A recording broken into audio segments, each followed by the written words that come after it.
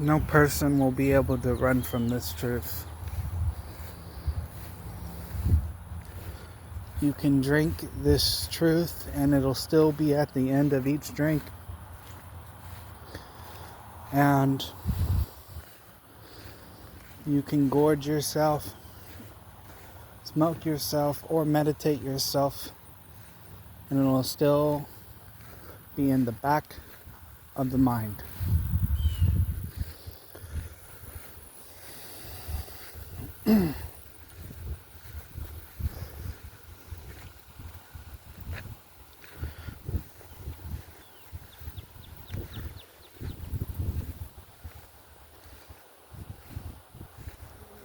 Watch my video on causality if you don't understand what I mean exactly. When I say everything comes from emptiness and goes back to emptiness. Everything comes from the void, goes back to the void. Everything comes from the quantum realm, goes back to the quantum realm. Everything comes from the beginning and goes back to the beginning.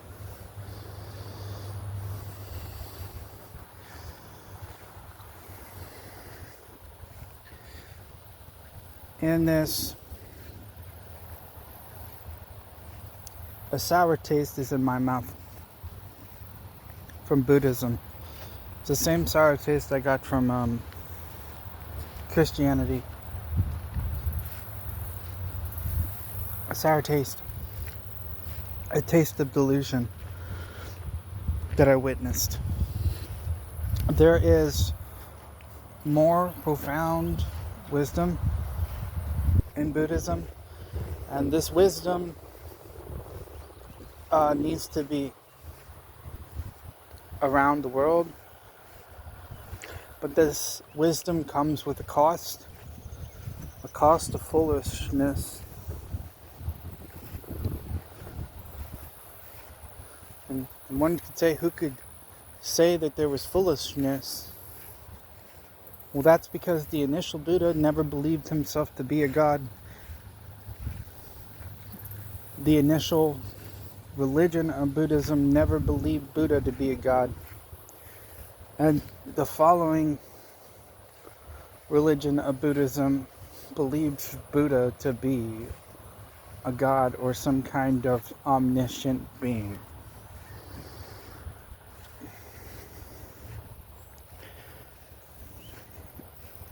You are granted wisdom in knowing that you're going to die anyways. And you are granted wisdom in killing the ego. Okay? And I'm going to break this apart for you. When you go and tell a lie to your boss, your spouse, etc., you say, man, you shouldn't have done that, or you say, how do I keep this lie going? This is the calculating mind. In this, you create an alter ego. When you go and say, I wonder what they think I look like, or I wonder how they think I sound, you go and you add to the alter ego. This is the ego that you believe to be you. Eventually, this mask consumes you, and you become the thing that you were creating. But the thing that you were creating is not you. You're just wearing it. And it is a mask of distortions and delusions of your true nature. And so, when you bust it open, some people say, well, we can spare the ego, we can use it as a tool. They don't actually understand the truth of this. No, there is no sparing. When you destroy this thing, you're not destroying the self. This is the foolishness. You're not destroying the self. You're destroying all the delusions and distortions and the illusions of the self, or the majority of them. To reveal what's at the core, most people's cores are compassionate. at the core. You know, if it wasn't for greed, you'd be a very compassionate person. If it wasn't for this other thing, you'd be a compassionate. If it wasn't for this other hindrance, you'd be a compassionate person. Do I speak heresy? Yes, but I'm not a Buddhist.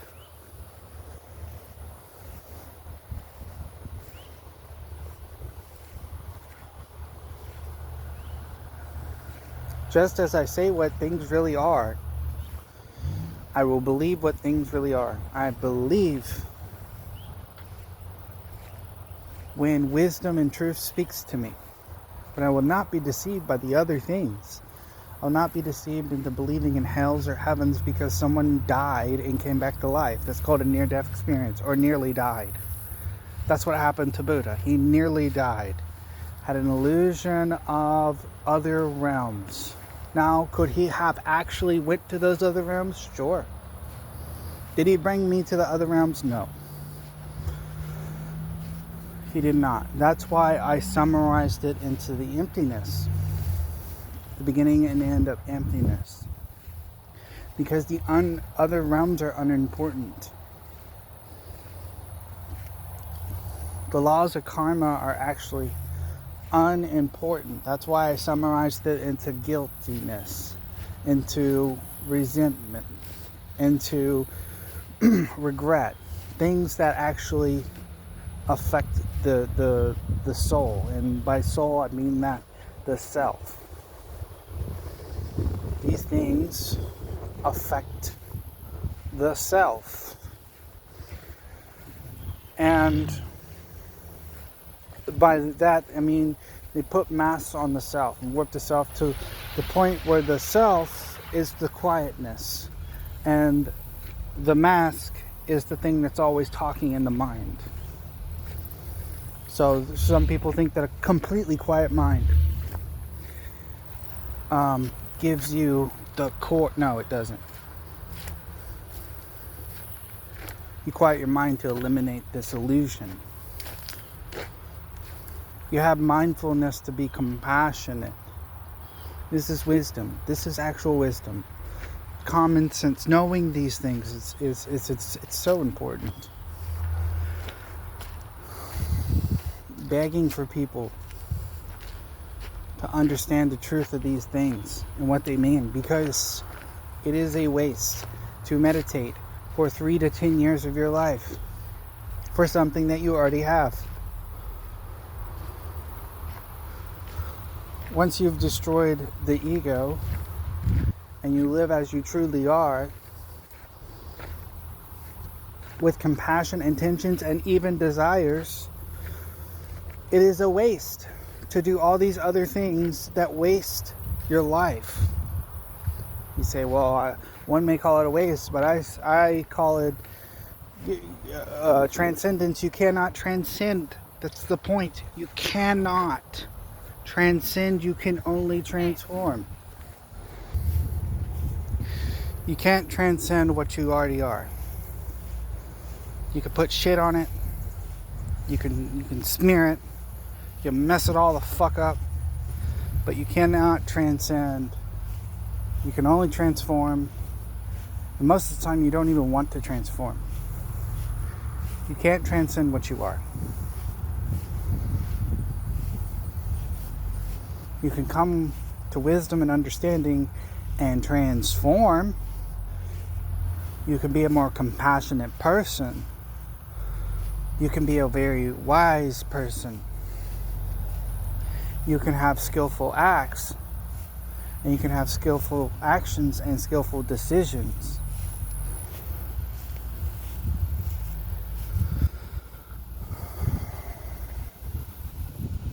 And then in that you find happiness. You know, all these desires are warped because you're doing desires based on the calculating mind, not based on your true self. Desires off the true self are not warps and are not causes for suffering, because you have the wisdom to know that the outcome may not happen. So, and you have the wisdom to not hope for the outcome. It's to just do effort for effort's sake, which is a wise thing to do. And in this, you do not actually suffer. You escape suffering. You've beaten Buddhism in this way without having to meditate. You concentrate. You do mindfulness to be careful of your actions so you won't regret. You care about other people. You care about their decisions, and you know why they make them. In this, you have true enlightenment. It doesn't matter what other people say. It doesn't matter if someone says, well, that guy's not a Buddha, I'm not going to listen to him. It doesn't matter what others say, because you're speaking the truth. If you have doubt in what you say, then you're not speaking the truth. And guess what? It happens. You're wondering why you can never become a Buddha. You're wondering why you never feel forgiven. You're wondering by God or whatever religion you have. You're wondering this constantly, going in circles because of your doubts or disbeliefs. And they tell you to have faith, even though your true self is like, nah, man, this thing is true, but these other things might not be. And thus, you're not being your true self. You're not being true to yourself. And that's why you get something called addiction in desires. You chase these addictions to hide the fact that you're suffering. You're suffering because you're not being yourself. And in being yourself, you're happy. In being yourself, you are happy as the Buddha. You're as happy, or even happier than the Buddha. Because you've defeated suffering to the point where you can act in a world where several people of the world told you, don't go, don't act. Don't do actions. Don't love, don't desire. You know, we want liberation from desires. How about having liberation from everything? Because that's what you're going to have, is liberation from everything, including yourself, and destroy yourself. In which case you have nothing. You have no liberation, and you don't even obtain true happiness. At death's door, you will say, damn, I buried the coin and I did nothing with my life. Meditating it all the way away. What have I done? Being a hermit. Instead of living with the challenge in the present and trying to be a good person despite the pains of life, which is true wisdom. Being a good person despite the pains of life, despite the pains of your choices. Facing your choices head on is living life to the fullest.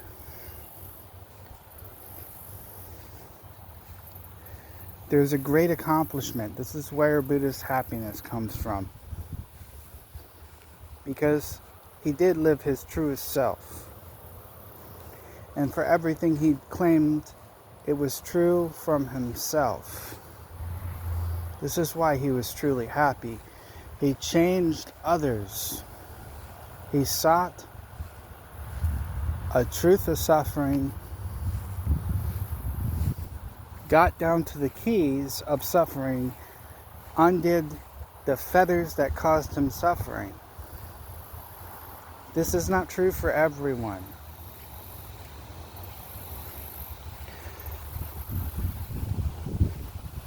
In Buddhism, it's said, in the Dharmapapa, it's said, the fool is the fool who loves. How fucking stupid is that? The fool is the fool who loves. The reason why this is foolish to say, especially on the grounds of Buddhism, is because Buddha himself did all the actions that he did in his compassion and wisdom out of love. Even if Buddha himself later says the fool is the fool is who loves, he is in contradiction and being a fool himself. I can say that because he is a friend, not a foe. I can say that because he is not omniscient.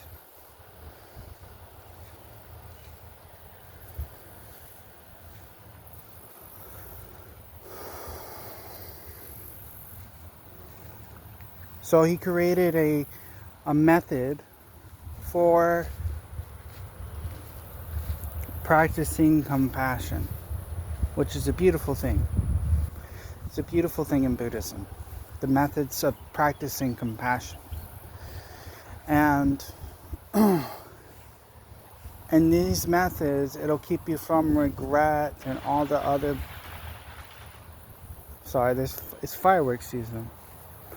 It'll keep you from regret and all the things that I mentioned, sorrowfulness and all these things. But I am not so afraid of suffering to not love. I will deal with the grief. Because in grief, I grow and learn. In grief, I transform.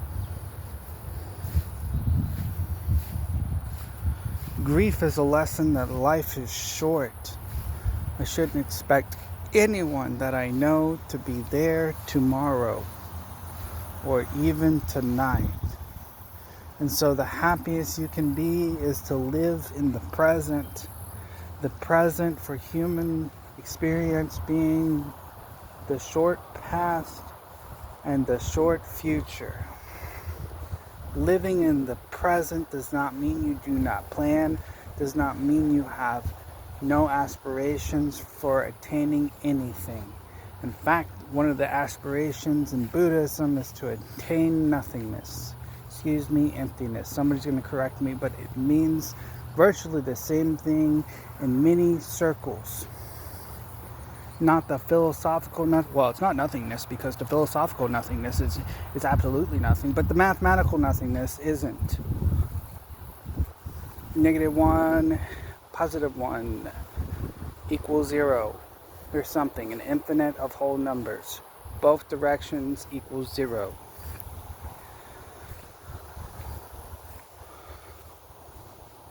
And in this, escaping life is escaping happiness.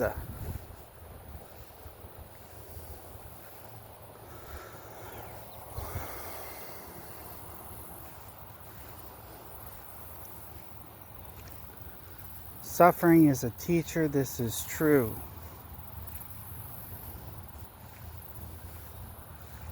We learn from suffering, this is true.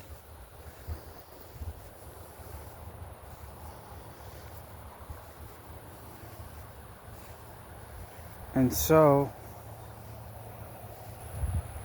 my liberation is in how I choose, not based on the poisons of life, the poisons of a fake mind, the poisons of a fake identity. My liberation is living my choice to the truest moments, the choice that came from within.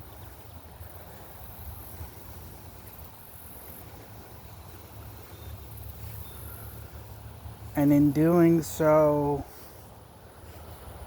not expecting to be happy on the outcome, but being happy in the process of doing.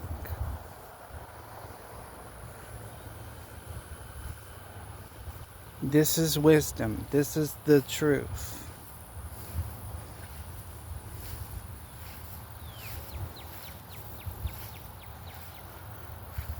I expect death because it is inevitable. I expect no happiness at death.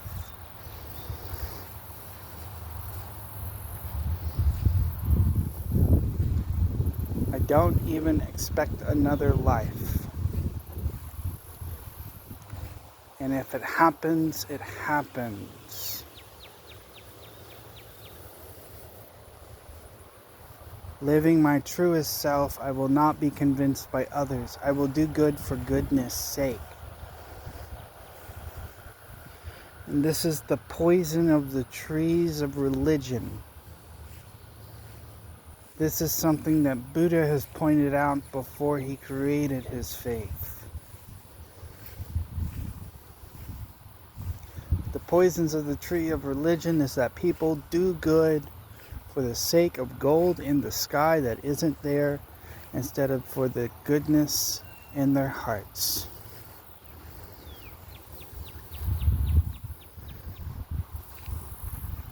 Likewise, Buddhists sometimes do good for the sake of releasing bad karma instead of the sake of good choices.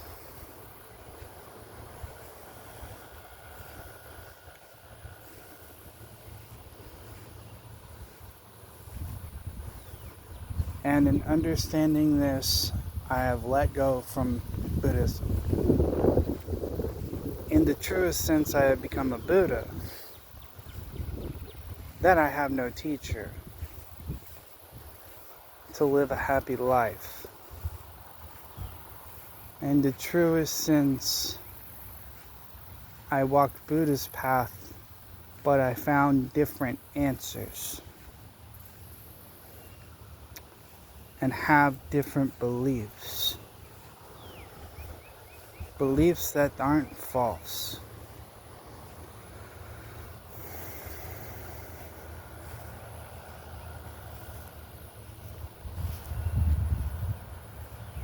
This is something that is sad.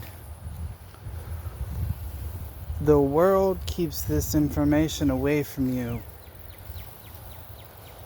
They say that you can't know this without symbology. This is the art of alchemy and Kabbalah and the occult. Buddhism traps you into the trap of no action. And so the other religions of the world are satisfied with this. Because if you were to behave your truest self, and everyone were to behave their truest self and do good action, the world would be released from governments, prison, and criminals.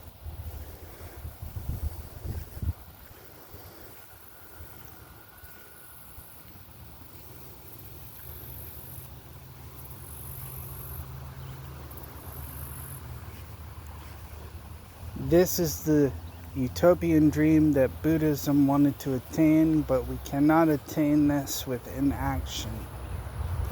We cannot attain this without good people doing things such as attaining power. In many realms of philosophy, a good person cannot attain power, because they would be destroyed by the power.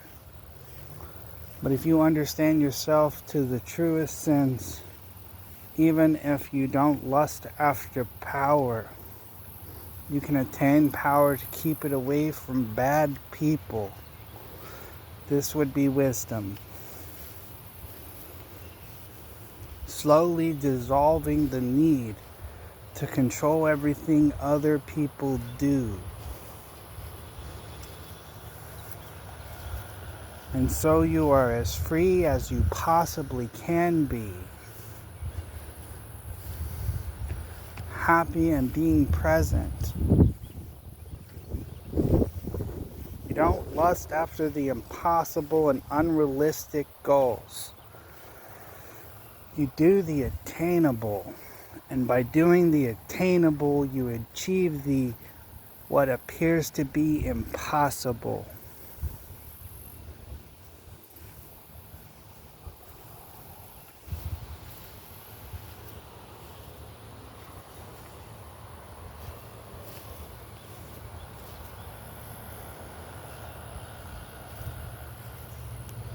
Having rid myself of this taste in my mouth, Understanding that I owe Buddhism, I owe alchemy, I owe other people along this path, including Morg, even though there's a darkness on the other side. It's important to understand this darkness and look within and break it apart, destroy it, wreck those things, make a mess until you reach the core.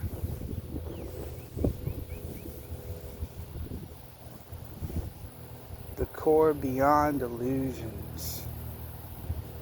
The core beyond illusions. You don't go chasing to dispel people's illusions necessarily with debate, sorrowfulness, and futile arguments. You just spread truth. You don't give people a false hope of being able to change you.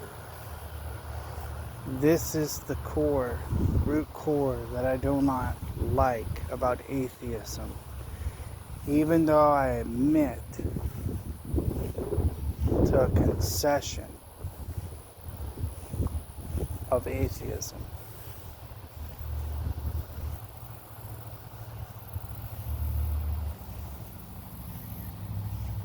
Lots of people come to the realization or a breakaway from their faiths through atheism.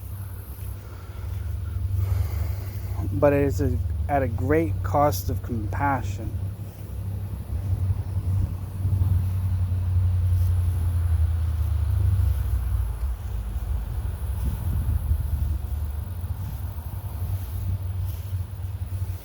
How can you call the regular person a fool?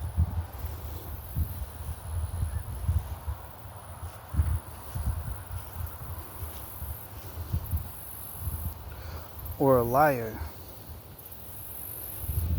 and then believe you?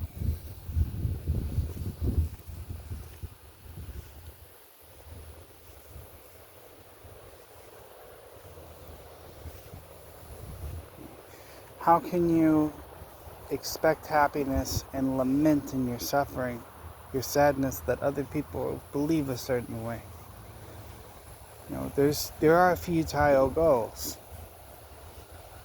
These people will change, or their children will eventually. You know, that's not to say there isn't a spiritual essence. That's not to say that there isn't a magnitude of truth in the eternality of being.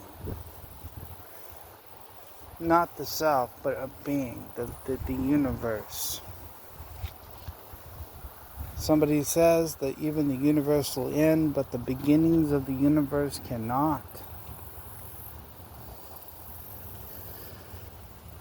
Because of the continuum that it is made of. Somebody says, how will it bring me happiness? It's not meant to. It's meant to bring you wisdom. Your existence fades into this eternal continuum. This is like sleep. When you die, you go to sleep. Understanding it this way is like understanding sleep is death. One day you may never wake up. Key word I used here is may. I remain agnostic about rebirth. Because the quantum realm holds infinite possibilities, I can't deny rebirth.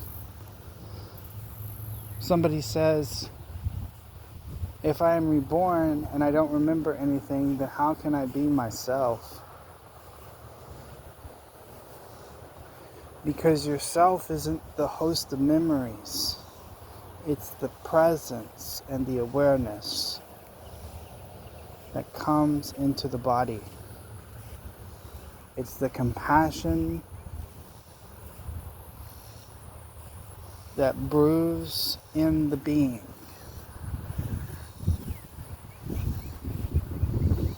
So, no, you can't be an alter ego or a perceived self, but there is a core self. Whether or not it gets reborn or not is up for question. But in rebirth, you can't say that it is not the source of self.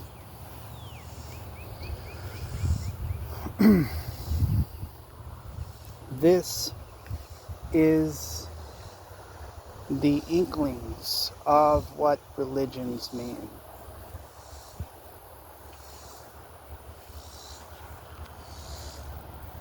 Hell is a metaphor for many things, not just a stick. The metaphors for hell is justice to evildoers and their death for having done nothing good whilst dying. They will remember they are sorry people.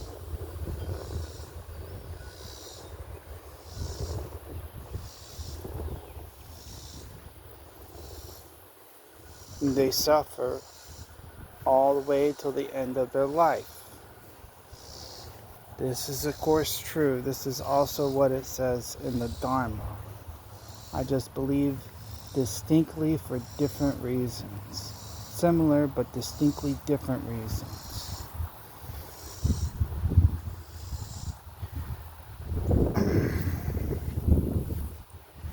And the metaphor for heaven is they will have happiness all through their life and be happy upon their death, remembering all the good things they have done. They will have no regrets.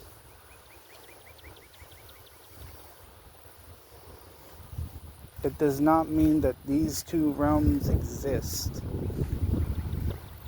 And to place false things upon these realms does not mean they don't exist either.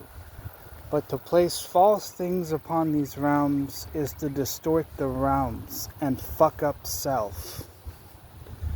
When you say you have to believe in order to be saved, you're fucking up the realms.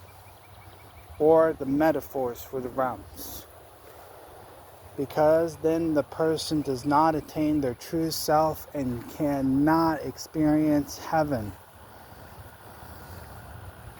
in presentness in their life, because they are told to do something they do not know, or they are told to do something they cannot do. It cannot be done. And so when you take the metaphors of heaven and hell, the mythologies of heaven and hell, and you stick things on them that don't belong, and you have fucked it up for everyone. It's a very unwise thing to do, no matter the status of your leadership.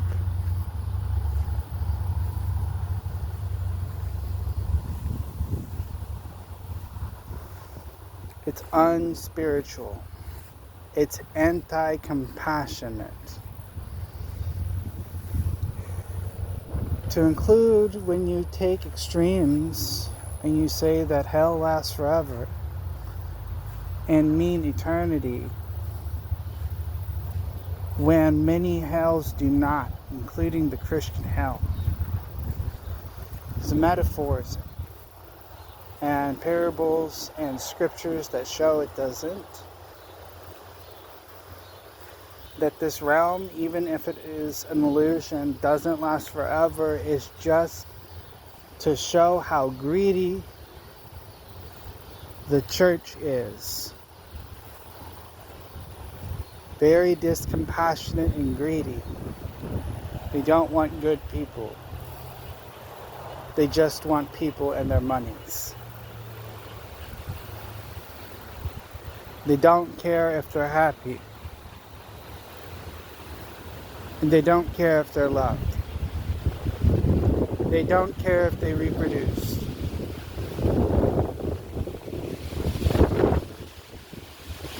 So, it must end.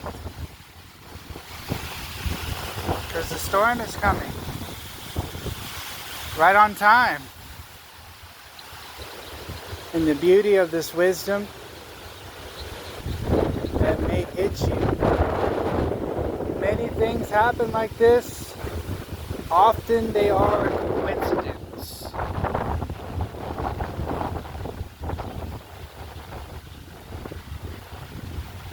And to be happy is to enjoy life in the present,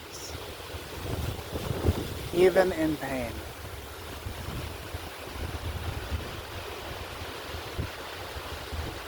Somebody asks, do you think that you can think away depression? When depression is a whirlpool of thoughts and emotions anyways.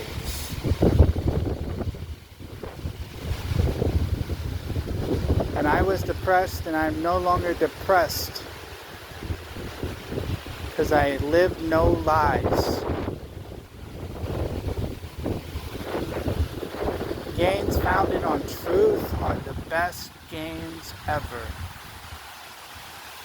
If you make wealth and you don't lie about it, you don't say, well, I'm good at this or that, you will feel no pain in those gains. I could go on and on and on, but my time is cut short.